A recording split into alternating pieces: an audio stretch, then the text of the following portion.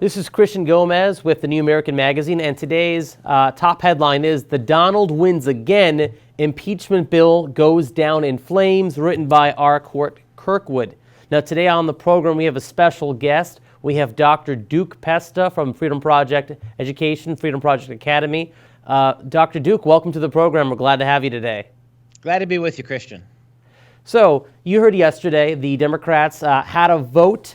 Actually, it was a vote to table the motion on impeachment. That was to table Congressman Al Green of Texas's proposal to impeach the president. It didn't turn out so well, with only 95 voting not to table the bill, and all those 95 being Democrats, including our, of course, Congressman Green, but also the Jihad Squad, and even our own state's Congressman Mark Pocan of Wisconsin also voted for that bill. So, Duke, what is your assessment about the impeachment vote? What are your thoughts on the radicalness of the left as it pertains to the president?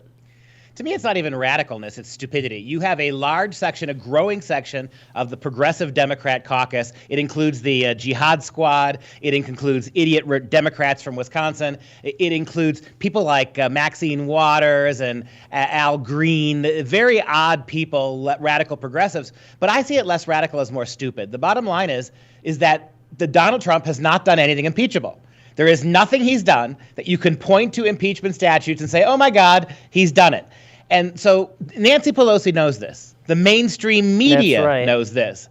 But they fuel this hatred. They fuel this idea. I think there's a lot of stupidity. I think people like Alexandria Ocasio-Cortez and Omar and Tlaib and Green, I think they're too stupid to know what actually impeachment means. And so the media, CNN, MSNBC, the late night talk show hosts, they feed this narrative that impeaching a president is just snap your fingers. We're Democrats. We own Hollywood. We own the universities. We own many of the civil courts. Snap your fingers and impeach a president. And I think it's a civic lesson. What most of these Democrats need is a civic lesson. Now, Nancy Pelosi knows better, but she plays both sides against the middle. She talks impeachment because that's what the rabid left wants to hear. But when she, as we saw in this vote, when push comes to shove, they want no part of it. So in summation, I think the Democrats have a real problem with the ignorant part of their base, which is the progressive part of their base. They just don't know what's doable. So do you think that if the Democrats proceed with impeachment, if Pelosi threw her weight behind an impeachment bill, do you think that would be a disaster for the Democratic Party in terms of their hopes to be reelected to a majority back in again in 2020? I think what happened yesterday is a disaster for them. I mean, the more they push it, the worse it's going to look for them. If they were smart, they'd leave impeachment off the table and say, look, we've got a year and a half. Rather than spend a year and a half trying to get an impeachment vote that will fail in the Senate, we're going to set aside impeachment. If I were Nancy Pelosi, I'd say we're setting aside impeachment, not because the bastard doesn't deserve it, but because we know that we have a chance to unelect him here in a few months. So we're going to throw all of our attention into the positive, not the negative. We're not going to worry about Donald Trump. We're going to focus exclusively on how our democratic ideas are superior. Of course, that's a stupid lie too, but that's how I would do it. So I agree with your assessment, Christian. I think that this was a disaster already. If they were to push it even more, they keep talking about impeachment between now and the 2020 election, they're going to lose. They're going to lose, and if I may coin a phrase, hugely, they're going to lose. Even many moderate Democrats are sick and tired of impeachment talk. Every poll shows it. It's the Robert De Niro's of the world. It's the Shers of the world. It's the AOCs of the world who want impeachment. But most of the rest of the country, even the moderate left, doesn't want to deal with that anymore.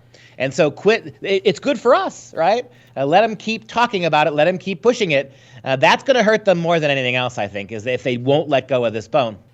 Now, we've seen Nancy Pelosi, like you said, play both sides of this. Now, typically in a presidential election, you have both parties sort of placate to the base of their parties, but then once the nominee is chosen, they try to aim to the center. How do you think that impeachment will, talk about impeachment will carry on once the Democratic Party has chosen its nominee. I mean, there's very little difference between the lunatics running on the Democratic Party platform for the presidential nomination. But once they do pick a nominee, do you think that we'll still see these kind of antics from Pelosi's Congress, or will they be a little bit more serious since they'll be potentially closer to gaining the White House?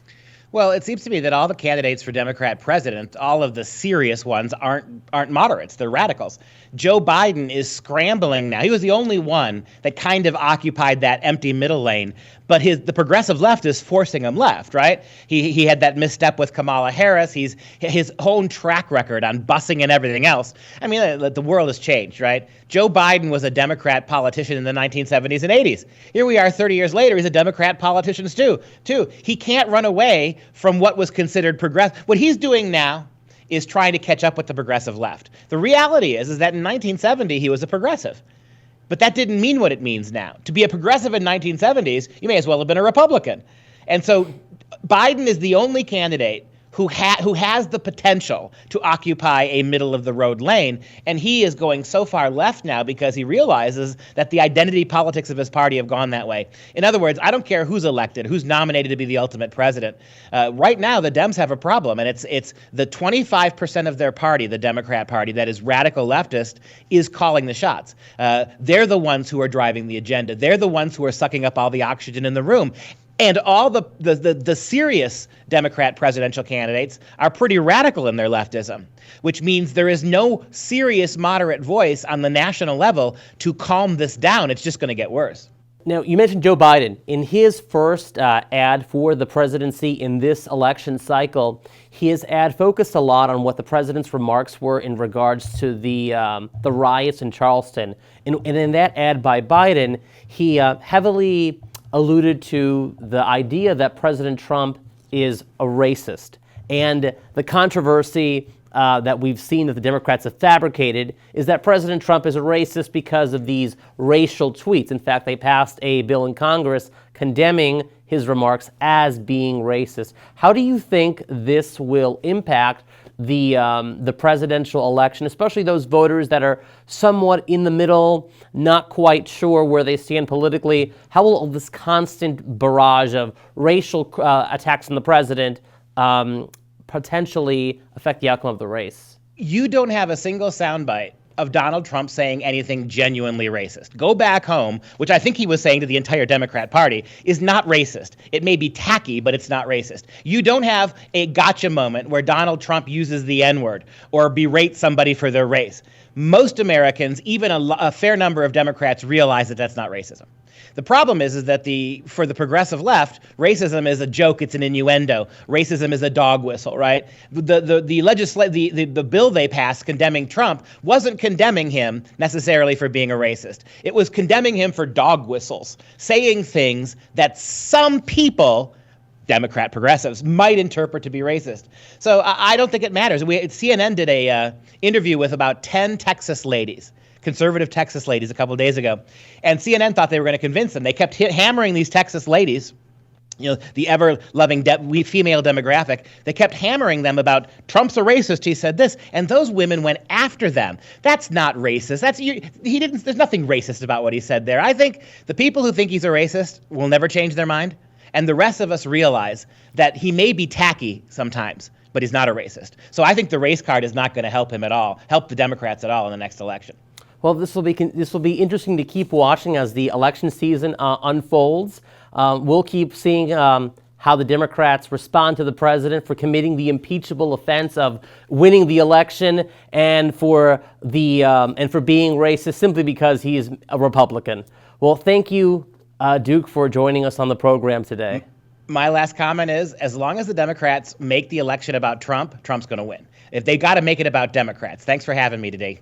Yes, and on that note, take care, Duke. God bless you. And for those of you watching, be sure to subscribe to the New American channel on YouTube and also follow us on Twitter and Facebook and, of course, on thenewamerican.com. Thank you again, Duke.